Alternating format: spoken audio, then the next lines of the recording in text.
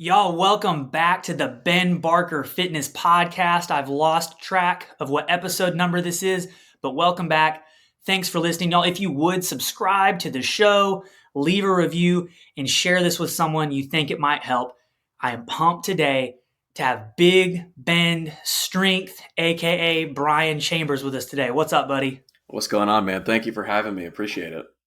Yeah, man, I'm big on recently networking and just getting to know other fitness professionals and trying to help each other out. So just excited to have you on and tell me a little bit, like people who don't know who you are, like what do you do? Like what do you offer? So I own an online weightlifting coaching business. I kind of think of it now as a media business more than a coaching business, but I teach people how to do Olympic weightlifting and how to get strong. That's mainly it. I love that. And I think, to most people, like Olympic weightlifting is probably like intimidating. And what frustrates me about what people think about Olympic weightlifting is they see like the videos that people were doing not under the care and instruction of a coach. And it's like, Yeah. oh, I'm going to get hurt with these dangerous lifts. But when you have a coach, it's not like that at all. And I'm Yeah. sure you can speak on a little bit of that misconception. Yeah, that's something that, if you go on YouTube and just look up CrossFit fails, you could find Yep. a lot of people trying to do the Olympic lifts, not under supervision of, I would say, a good coach. Yep. Um, and that can put a bad rap on weightlifting. But people say that the Olympic lifts are hard to learn, and I've never really understood that reason. I've never understood the reason behind that. I think they're hard to teach, maybe, but I don't think that they're hard to learn. I would agree 100%. And especially if it's like if you go in on day one and you have no base, and you're just like, I'm going to go in and do a squat snatch today. But if you have a coach who is taking you through the proper progression, Hmm. like it's just a natural progression, like anything like running or a bench press. It's like if Yeah. you go through the proper progression, it's learnable for anybody. Yeah, 100%. I agree. That's all of this is kind of part of the reason why I put together a free beginner weightlifting program is because I learned the Olympic lifts pretty much by myself. I had a CrossFit coach that would kind of help me out a little bit, but I would generally say that I learned the lifts by myself for the most part through just YouTube videos. And now I've kind of put this program together. It's a free PDF download, all kinds of videos and pictures to help you kind of learn how to do the lifts. And then spent the last year honestly just testing out what my beginner progression was. Yeah. And in a setting like this, it's kind of different because you can have a coach there in person to teach your progression, and that would work really well because you can get immediate feedback. But in a Yeah. setting like this where there's no feedback, I actually had to change the progression up so that it was something that could be learned without a coach there, that was more of a struggle than I thought it was going to be, but we got something down pretty well. Let's go. Where do people find that? So I'll send you a link to it, but bigbendsc.com/weightlifting 101. That's where you can find the link to that. Let's Um, go. yeah. Hey, before we jump into the nitty gritty of why people should be doing Olympic weightlifting, I need to talk about the fact that you maybe created the greatest TikTok leg day audio of all time. That's Can you quote it by heart? um, I think I might be able to. So I said, I talk about Bulgarian split squats all the time, and something. And the reason that you should do them is because that you're going to need a commercial driver's license for the dump truck you're going to have. The Uh, absolute dump truck you're gonna yeah, have. that's it. Yep. And that audio, I think I looked at it the other day. It had like 700 uses or something like that on TikTok, and I Yeah, don't even know how many on Instagram. And talk about a video that I did not expect to get all the right. views. It was not that one. How many views did that video get? Do you Oh, remember? that one's at like 1.2 million or something like that. Heck yeah. Yeah, it was I that used that one. audio myself I multiple times. I've had people recognize me in public from that audio. People, and the thing people always say is they say that's the dump truck guy. Yeah, it is. Yeah, I am. Okay. So, segue, not just natural segue. Natural segue. So Olympic weightlifting for just like the general pop or just Mhm. somebody who wants to get stronger. Like, hit me with a couple reasons why you believe someone should get into Olympic weightlifting. Well, the important thing to keep in mind is that the Olympic lifts are not something that anybody needs to do. I think there's this trend on social media of like, you need to be doing this, you need to be doing this. I don't really believe that any exercise is a necessity. I think that Sure. there are some that are probably great to do, but everybody's different, So the reasons that I think people should consider the Olympic lifts, one, performance benefits. There's a bunch of them. The main ones, explosiveness. That just your raw power output to move a bar fast. It's a great element to train. If you've ever kind of done like hardcore powerlifting, you feel strong, but you feel slow. Yeah. If you do weightlifting, I like the combo of feeling strong and feeling fast. That's an interesting element to weightlifting that is a little bit different than what most people may be used to. So that's one of those performance benefits. Another one, if we're talking about maybe more athletes or kind of in that realm, we've got force absorption, which is just as important as your ability to create force is to be able to absorb it, especially as an athlete. So if you're on the football field and you're getting hit every day, that's being able to tolerate that kind of stress is an important thing. So a clean is a great way to train force absorption, because when that bar lands on you, it shouldn't land like crash, but when that bar does land on you, there is some work that has to be done to make sure you're not absolutely collapsing when that Yep. happens. So I force think about absorption. if you're jumping up to get a rebound and you land, like things like that, those all apply. And then when you Yeah. were talking about, like force production, my avatar is fathers. And I think about, a clean and like, being able to easily pick up your kids off the floor and bring them up to your shoulder. Like that's like, alpha dad's got to be able to pick their kids up. Not just pick them up, but pick them up and throw them a little bit and catch them, scare the mom a little bit. 100%. So we got uh, athletes. What else you got? Force absorption, deceleration too is an element that comes in with the more so the power variation of the Olympic lifts. Yes. But deceleration is just as important as us acceleration. Yes. That's an element that kind of I think people don't really talk about too much with the Olympic lifts, but that's just as important as well. So those are kind of the performance benefits of it. Yeah. Yeah.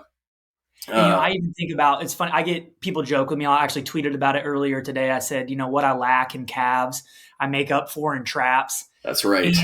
people all the time are like, bro, why are your traps so big? I'm like, listen, man, it's like 7 or 8 years of cleans and snatches. Yeah. Like up until like recently, I had never done a shrug in my entire life, other than if we're talking about like, high Yeah. pulls. Yeah. Uh, so anyways, like if you want to grow your traps, like start doing some cleans and some snatches and it'll happen. And that's interesting that you say that, but I think one benefit of if you've never lifted before and the first thing that you get into is learning how to do cleans and snatches, I think that is probably one of the best things, because most people need some sort of validation to feel like they should continue training. And Yes. I think the traps are the easiest muscle to grow. Yeah. So when you start getting into Olympic lifting, it's going to be like 2 weeks, and you're going to be like, oh, what are these little peaks that I got going on up here? What's that? And it's nice to get that validation. Like, man, I'm working and I'm seeing the results very quickly. 100. Whereas, trying to train abs, you're not going to see results on that for a long time until you start getting the nutrition dialed in, that body fat gets to a certain level.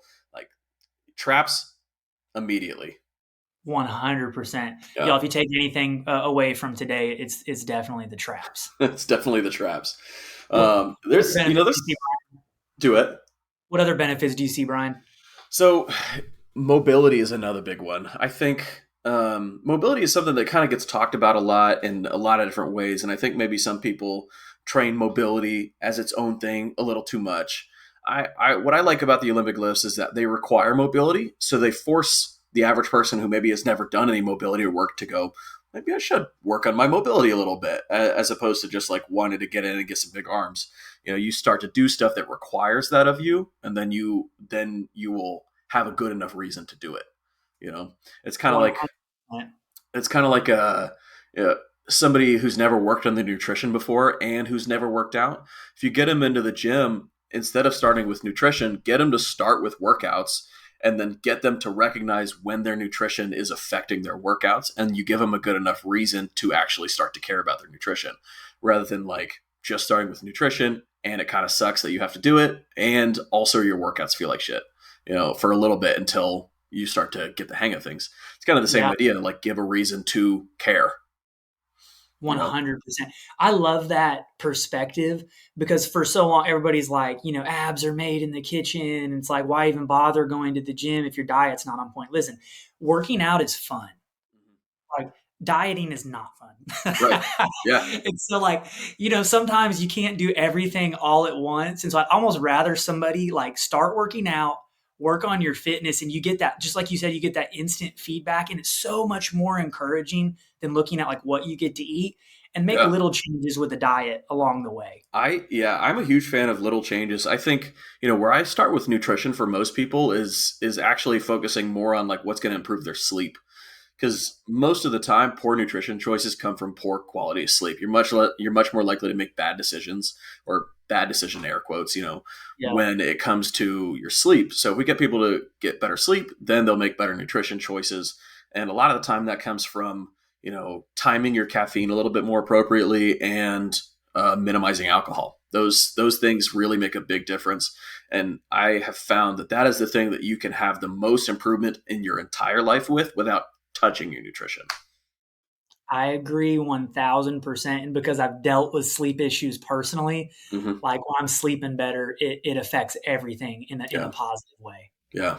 And it's like, and it's just being like smart about like, don't go to if you're going to the gym in the evenings, y'all don't hammer a monster before you go to the gym at 5 o'clock at night. You can't do Yeah. that. And then you want to go to sleep at 10. Yeah.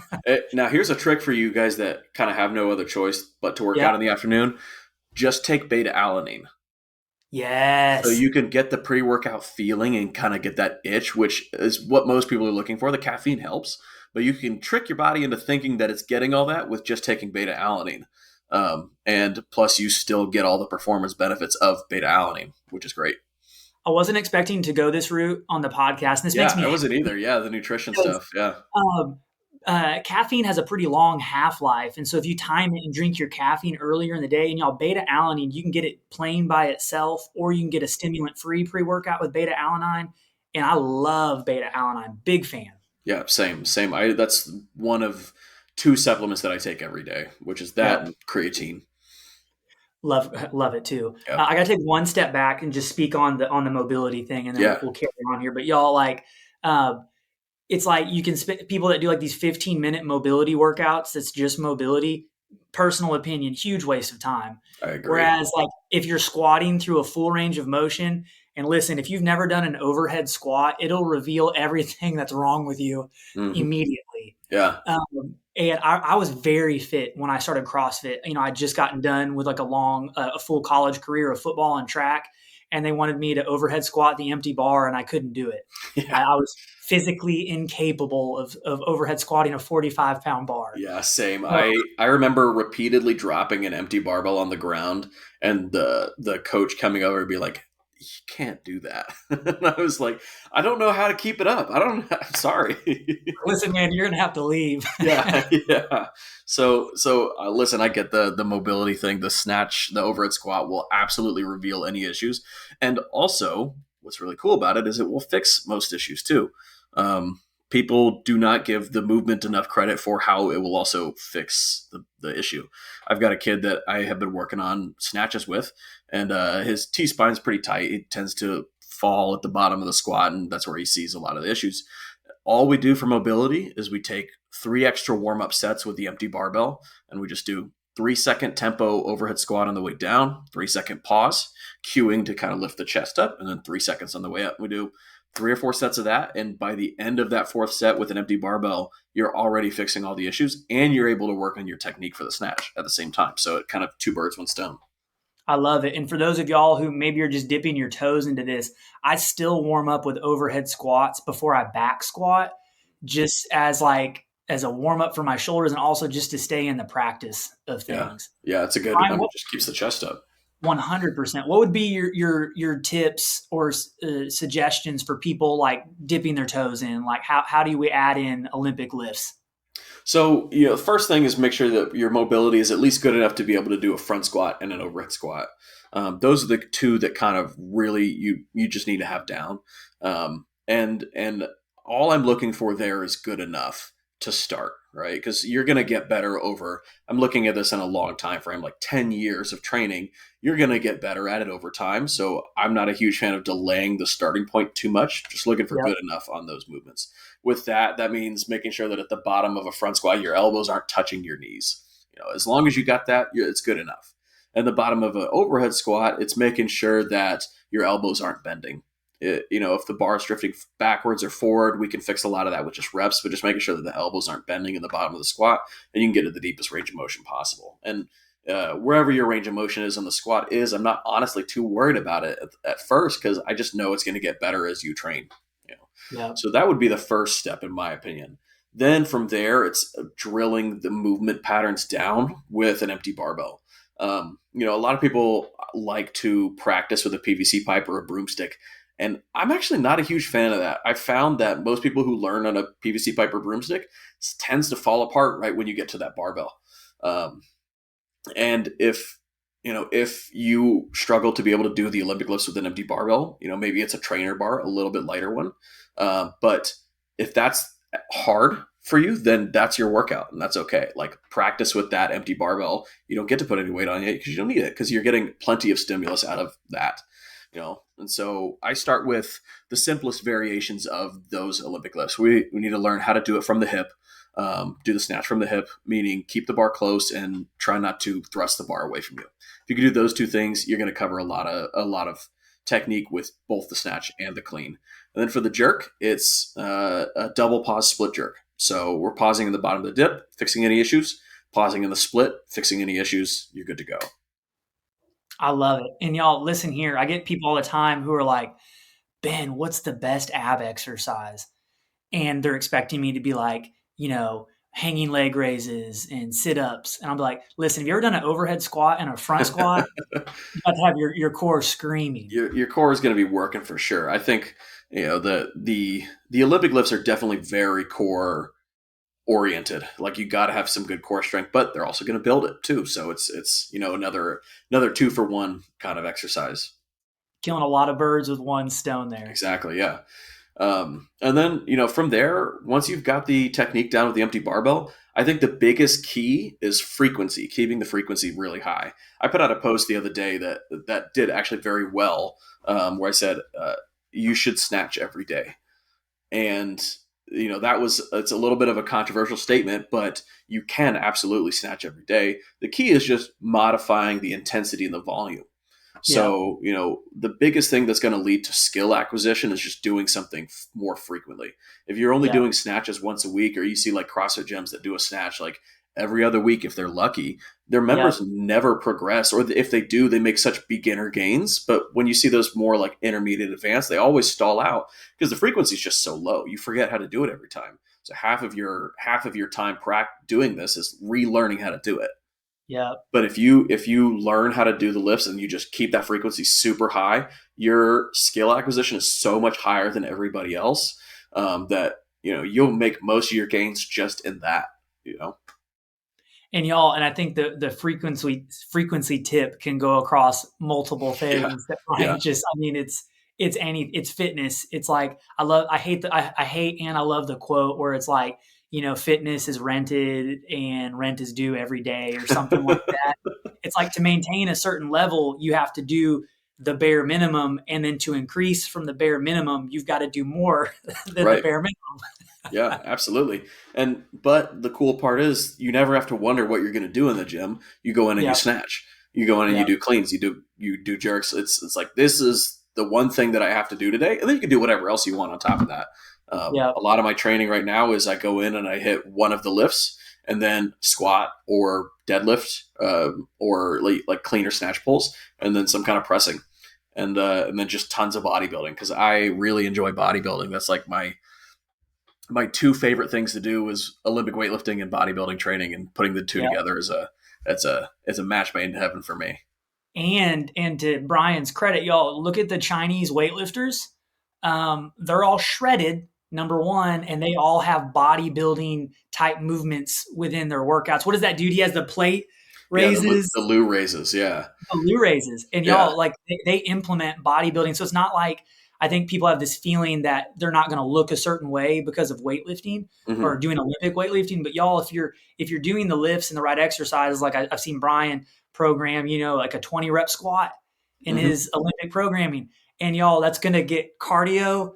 It's going to blow up the glutes, the quads, and the legs, and it's also going to lend itself to your lifts as well. So he knows what he's doing. And then on top of that, speaking to the diet earlier, a lot of how you look is going to come from the diet, Hmm. and then the performance benefits are going to come from the Yeah. workout. Yeah, absolutely. I like to tell people that like the Olympic lifts are and also powerlifting as well. They build strength as the main priority, and then muscle is a byproduct. And Yes. then people are like, well, how come strength athletes don't look like bodybuilders? Well, bodybuilders build muscle as the priority, and then they get strength as a byproduct. And it's interesting to see the two kind of combine the two a little bit. If you train weightlifting, you're going to build muscle as a byproduct. But then if you also train bodybuilding style training, you're going to build more of that muscle, and then your strength will go up as a byproduct of that. And the two just feed into each other so well. I knew all of those things that you just said, but you said it real well. I hadn't, I've never I heard might it have to explained make a post on like that. yeah, you should. And we might make a post of it from this, but that was a great explanation. And as I'm sitting here, I'm thinking we may have to do another one of these sometime, Brian. Yeah, anytime.